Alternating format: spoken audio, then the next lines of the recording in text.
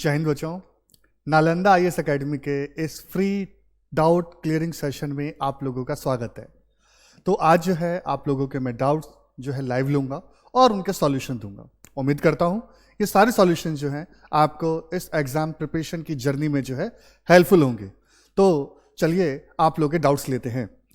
सबसे पहले मेरे पास जो एक डाउट आया है वो ये आया है कि what is the right time to start preparation for UPSC civil service examination. इसका जवाब मैं देता हूं और मैं फिर आप लोगों को अपील करूंगा कि आप लोग अपने डाउट जो हैं उसमें कमेंट बॉक्स में जो है पूछें और हम उसका जवाब देंगे।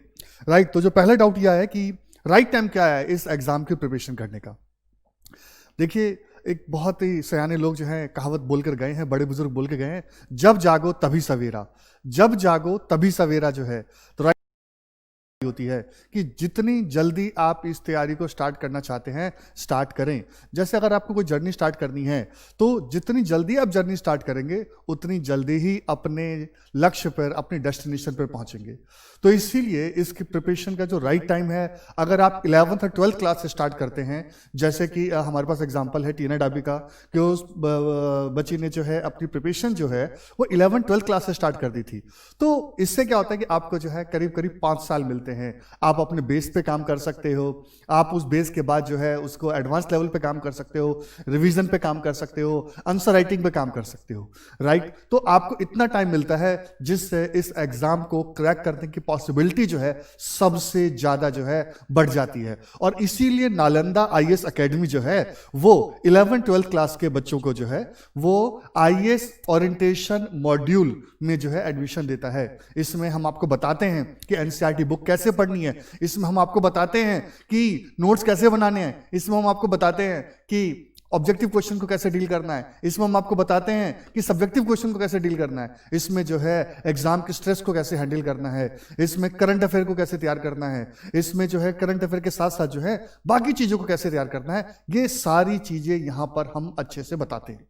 राइट, इसके अलावा जो दूसरा बेस्ट टाइम है वो है आपका ग्रेजुएशन के दौरान, यानी अंडर ग्रेजुएट जो बच्चे जो होते हैं, जो स्टूडेंट जो होते हैं, उनके लिए ये बेस्ट टाइम होता है। क्योंकि आप कॉलेज के साथ साथ जो है इस प्रिपरेशन को जब स्टार्ट करते हैं तो एक पंथ दो काज, क्योंकि कॉलेज में जो है काफी सारा टाइम हमारा जो है वो वेस्ट होता है।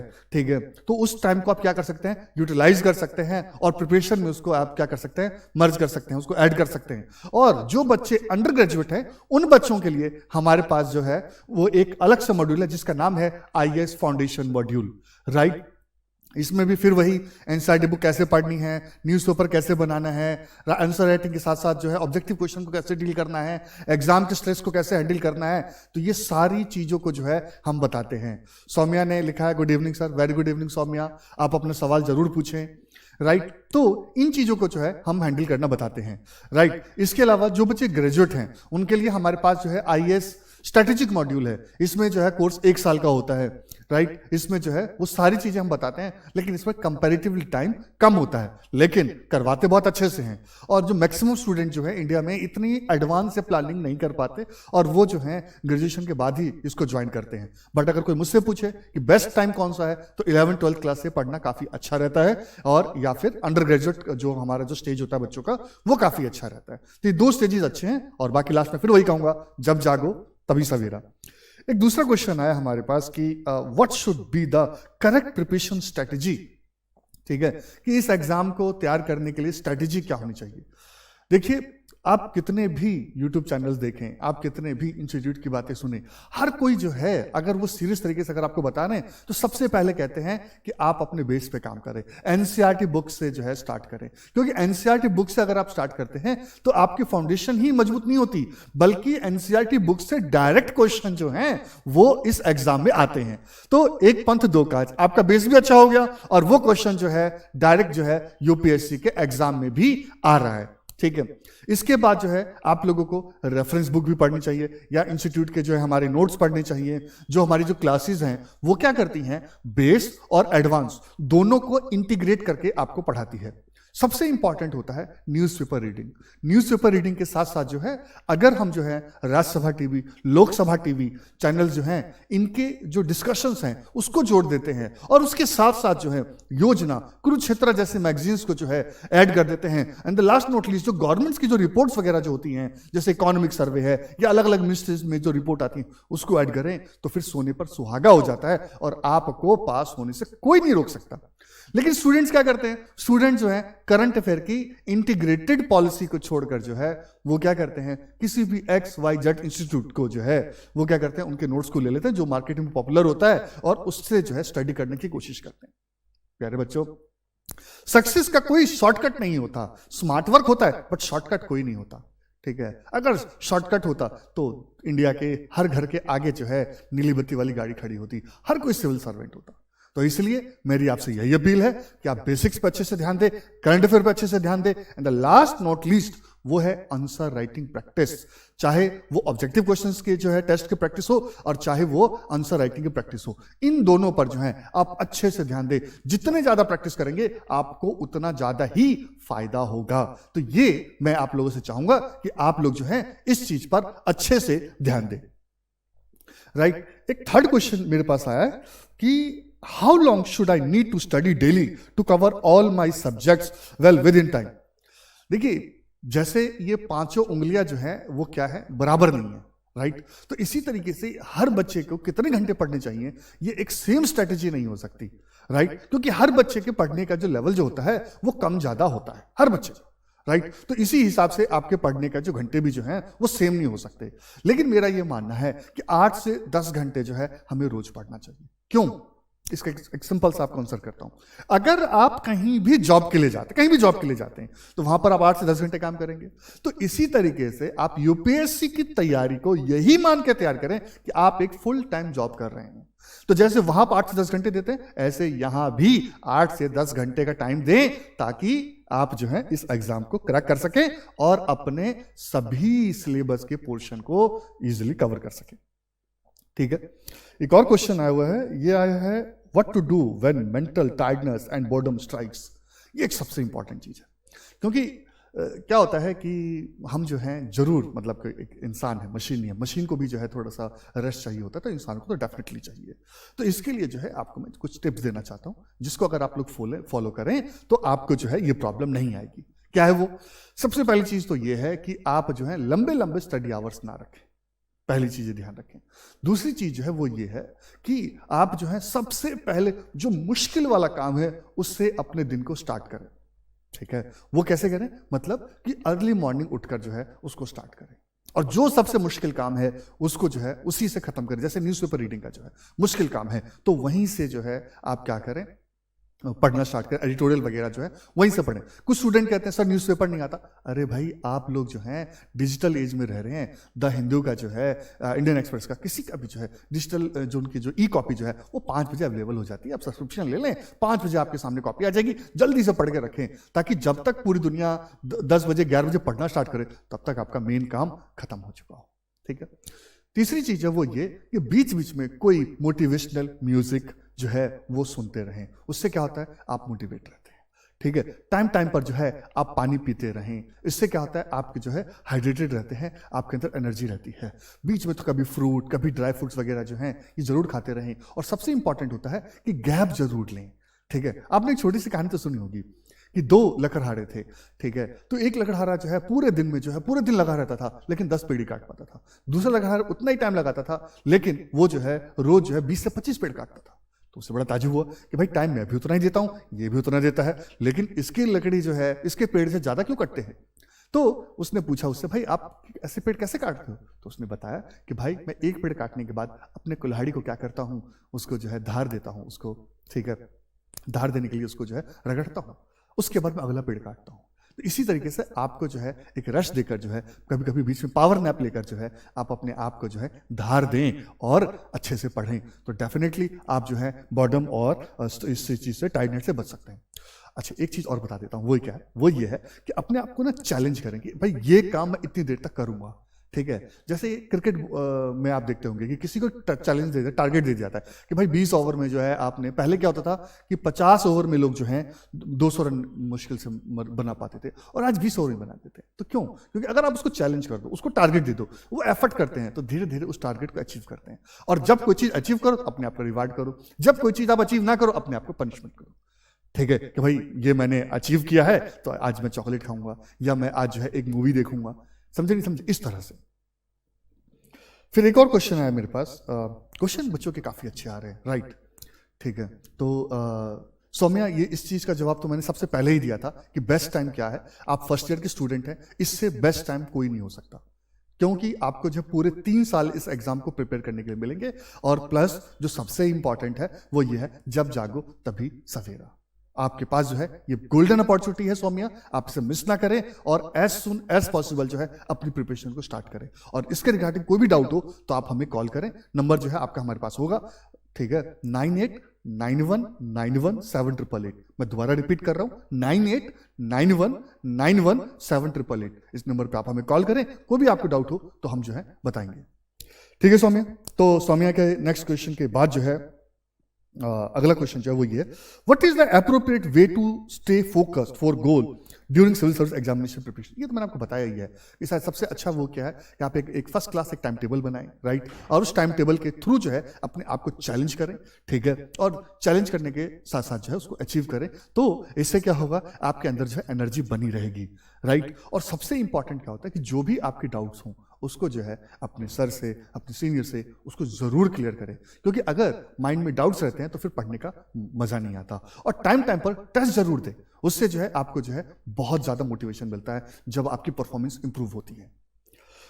फिर एक बच्चे ने कहा कि सर पूरे दिन, क्वेश्चन रिपीट हो रहे हैं, व्हाट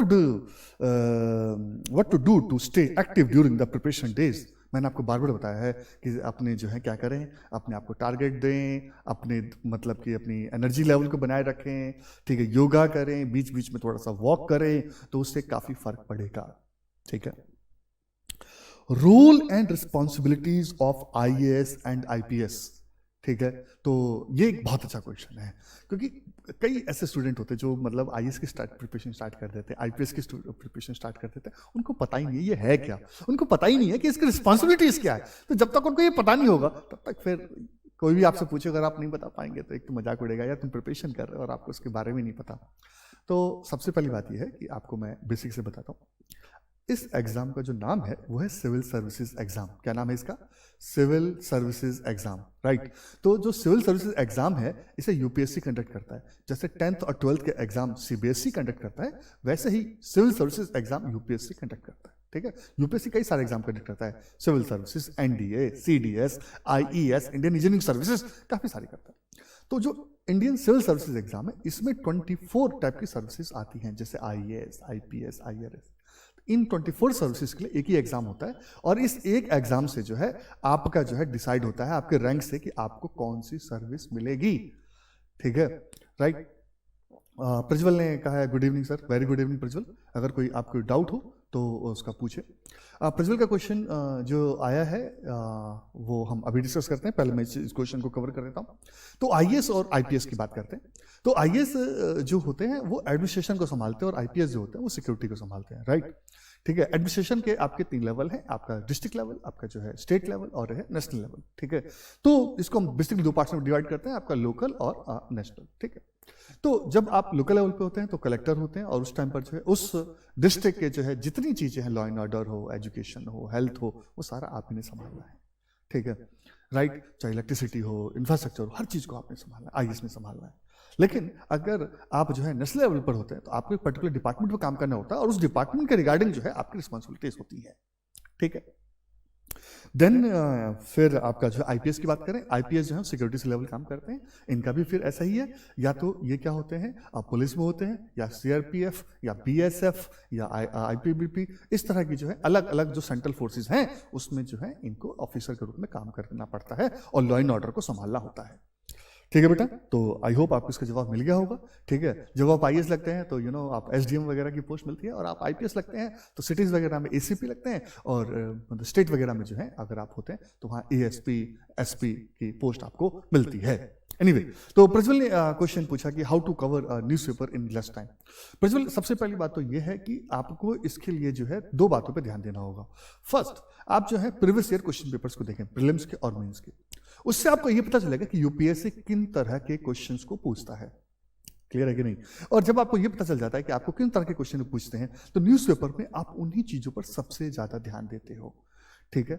दूसरी चीज जो है वो क्या है, वो ये है कि आप जो है एडिटोरियल से अपना न्यूज़पेपर स्टार्ट क्या करें, क्योंकि एडिटोरियल सबसे मुश्किल पार्ट होता है। अगर आप वहां से स्टार्ट करते हैं तो आपको काफी बेनिफिट होता है, राइट। इसके अलावा जो है अगर आप देखेंगे, इकोनॉमी वाले सेक्शन से काफी न्यूज आती हैं, इंटरनेशनल सेक्शन से काफी न्यूज आती हैं, स्टेट से काफी न्यूज आती हैं, और सबसे इंपॉर्टेंट जो होता है वो फ्रंट, वहां पर भी आपको काफी इंपॉर्टेंट न्यूज होती हैं जिसको आपको जरूर ध्यान देना चाहिए। ठीक है प्रज्वल, आई होप प्रज्वल आप इस बात को ध्यान रखेंगे और हार्डवर्क के साथ साथ जो है स्मार्ट वर्क भी करेंगे।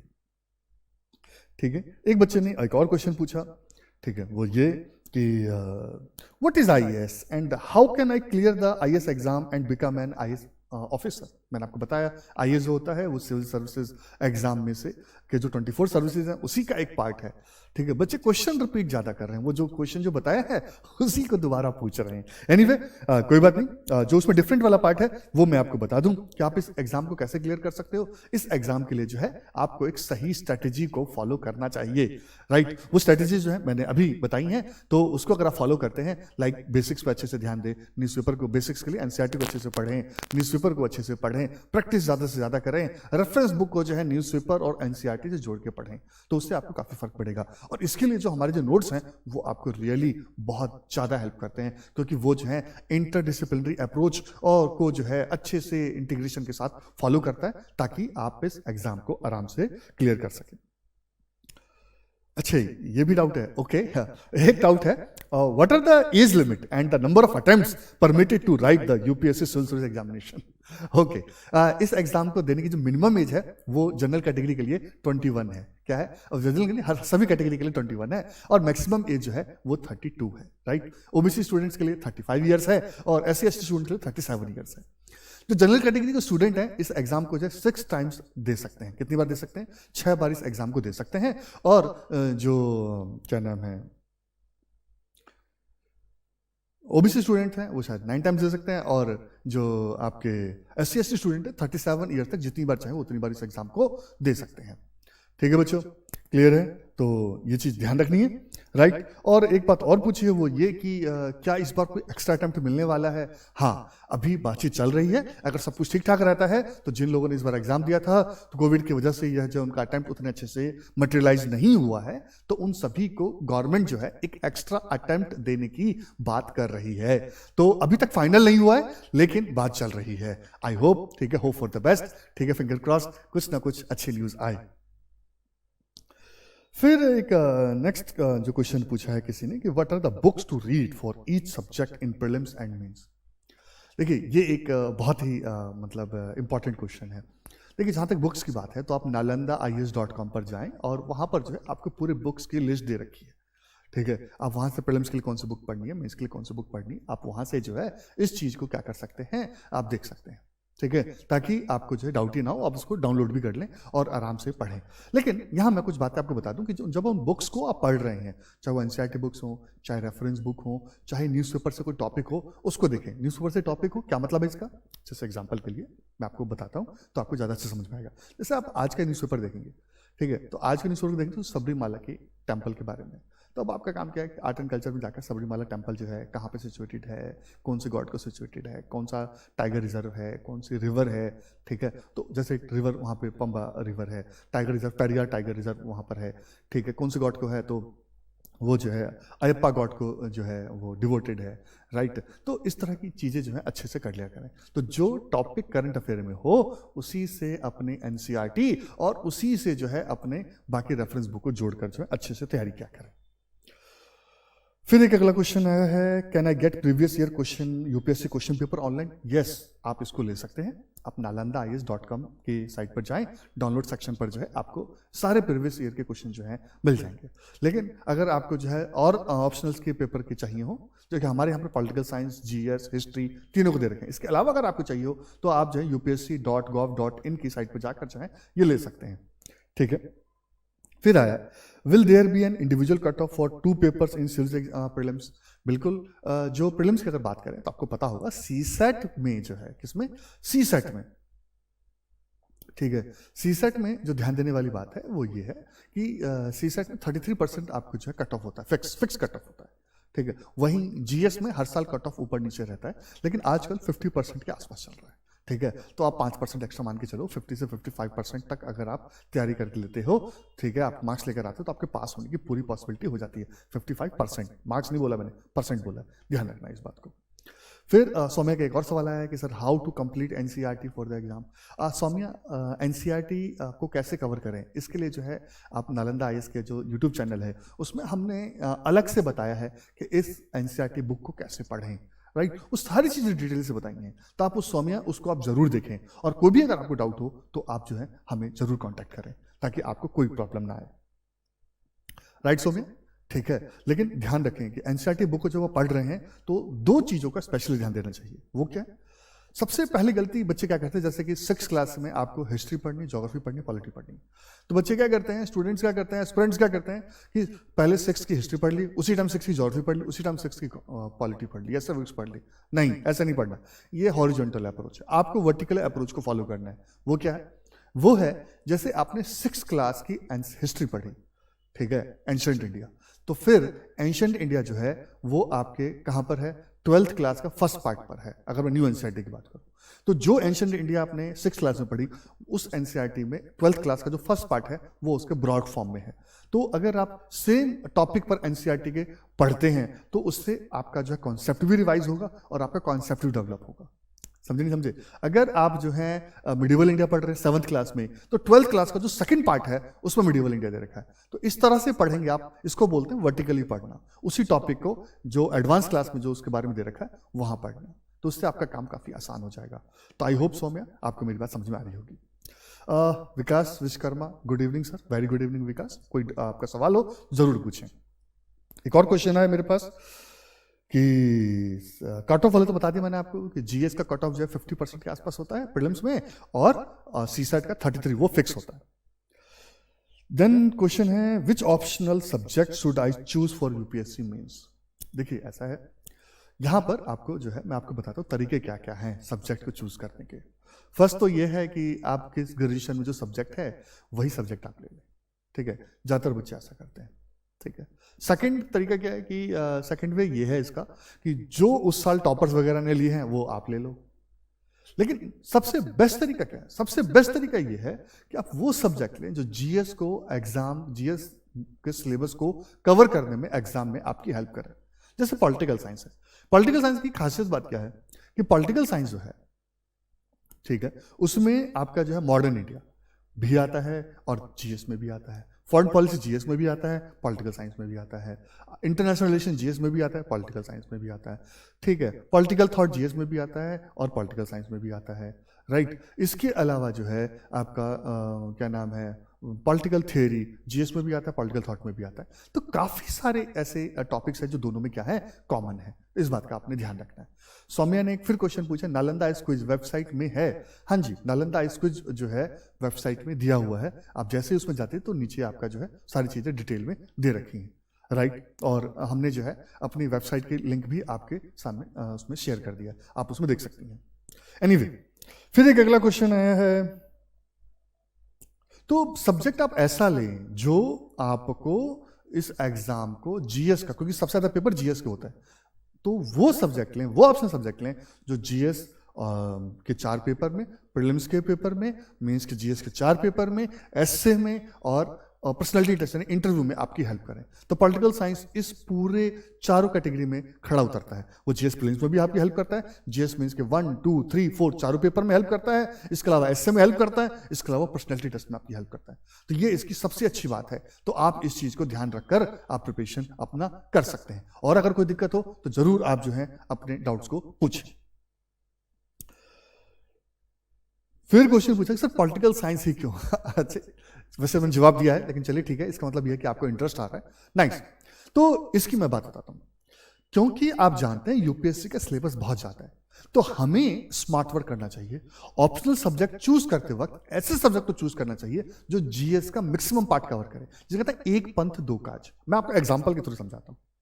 अगर अब मैं द्वारका मोड़ पर हूं, नालंदा एस अकेडमी आपको पता है दिल्ली के द्वारका मोड़ मेट्रो स्टेशन के सामने। अब यहां से मुझे जो है नई दिल्ली रेलवे स्टेशन जाना है, तो या तो मैं मेट्रो लेके जा सकता हूं, या मैं अपनी व्हीकल में बैठ के जा सकता हूं, या मैं बस चेंज करके जा सकता हूं, या पैदल भी जा सकता हूं। तो सबसे ज्यादा टाइम कहाँ लगेगा? पैदल जाने में, ठीक है, जनरली जो है, या फिर उससे ज्यादा, मतलब कि उससे कम बस बदल कर, उससे कम अपनी गाड़ी से, और सबसे कम मेट्रो से। और मेट्रो से जब हम जाएंगे टाइम भी कम लगेगा और हमारे जो है एग्जॉर्शन भी कम होगा, हम ट्रैफिक में भी कम फंसेंगे और टाइम पर पहुंच जाएंगे। तो जिस तरीके से मेट्रो से जाना सुविधाजनक है, उसी तरीके से पॉलिटिकल साइंस ऑप्शनल को लेकर तैयारी करना जीएस का काम जो है वो आसान बना देता है। ठीक है, तो मैं उम्मीद करता हूं आप इस बात को समझेंगे।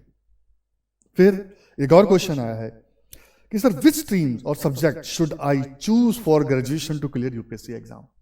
देखिए, जिस गांव जाना होता है रास्ता भी हमें उसी गांव का पकड़ना चाहिए।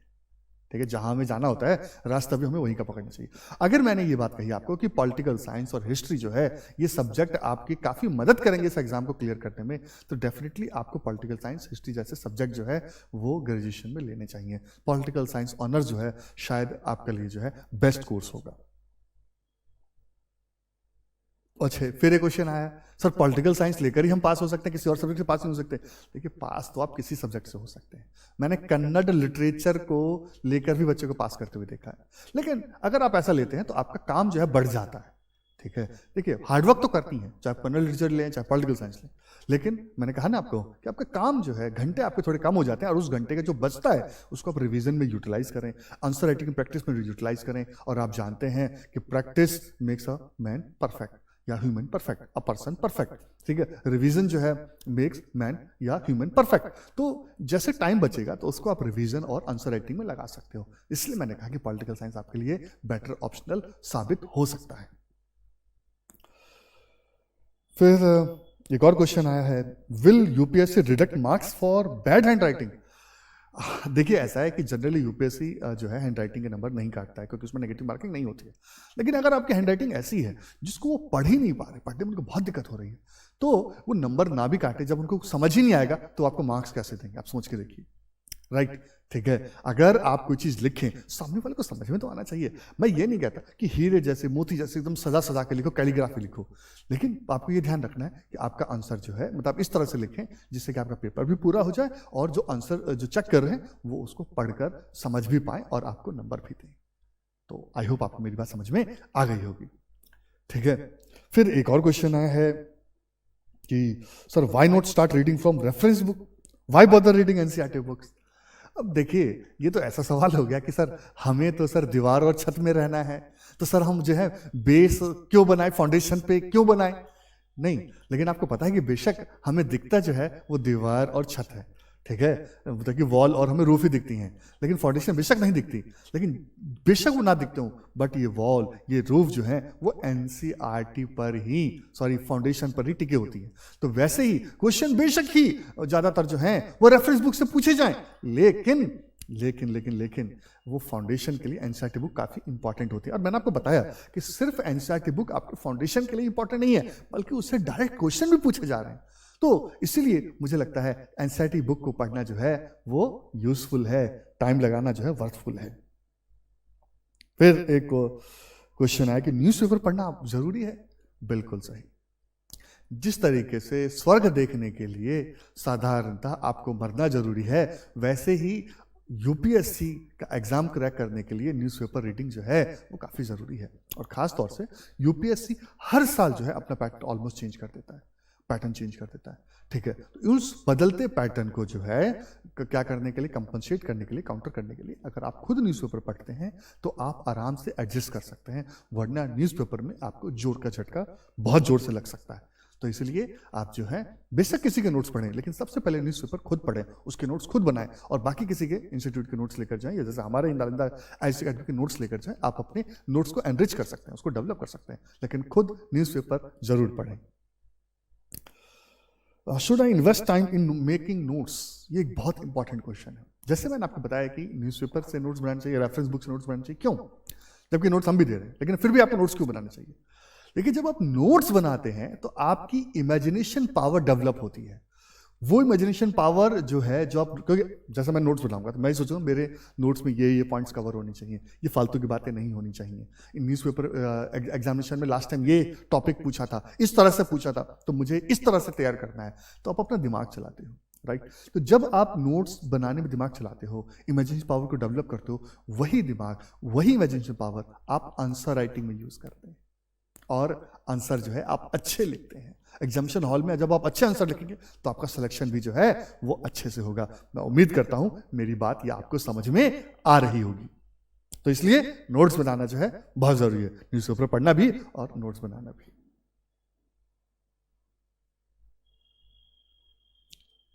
फिर एक, हाँ, ये अच्छा क्वेश्चन पूछा है, when should I begin my writing practice? बहुत अच्छा क्वेश्चन है।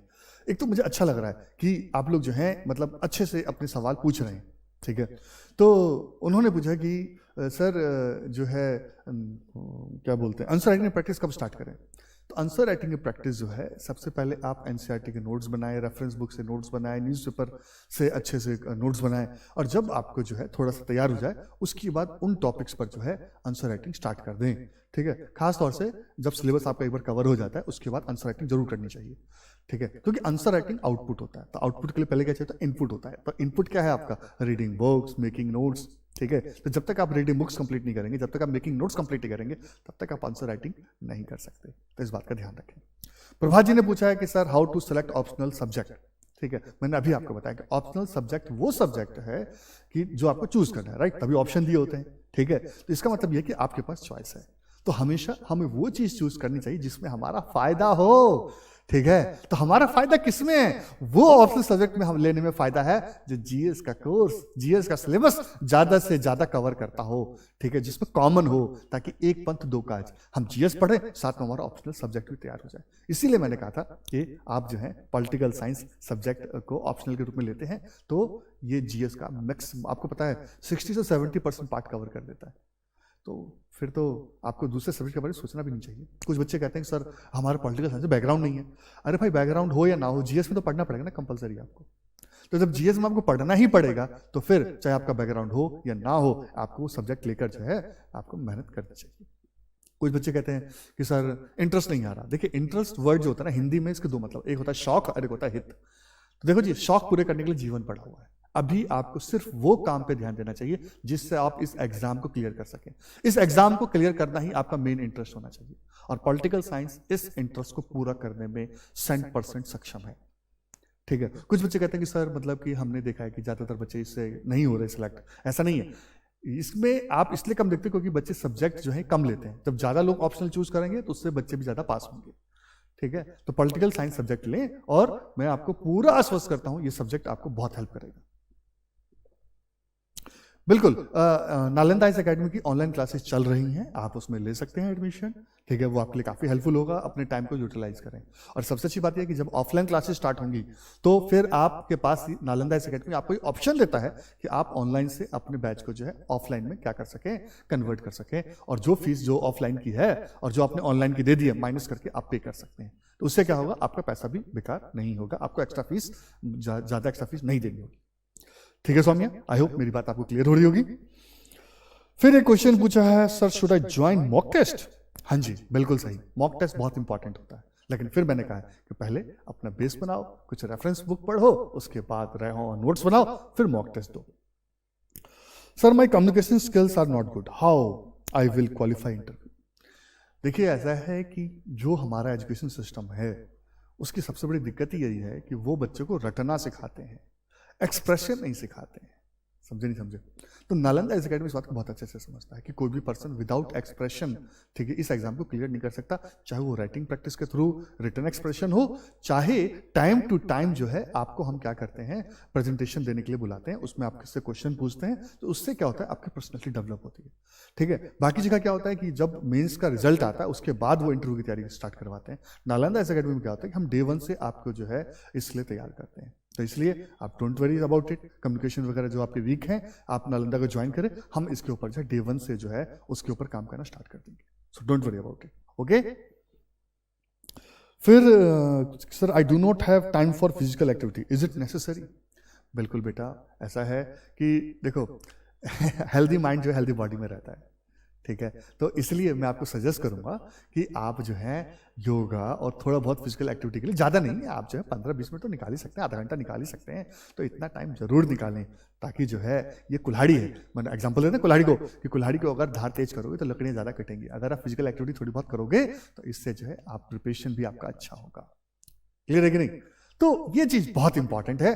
मैं देख रहा हूँ कि बच्चों ने काफ़ी सारे क्वेश्चंस पूछे हैं, वेरी नाइस, बहुत अच्छा लगा, ठीक है। और भी कोई आपकी डाउट हो तो आप हमें कॉल कर सकते हैं 9891917888 पे। मैं फिर से बोल रहा हूँ 9891917888 पे, ठीक है। आप लोगों ने इतने अच्छे से क्वेश्चन पूछा, really God bless you. I hope ये सेशन आप लोगों के लिए जो है काफी यूजफुल रहा होगा।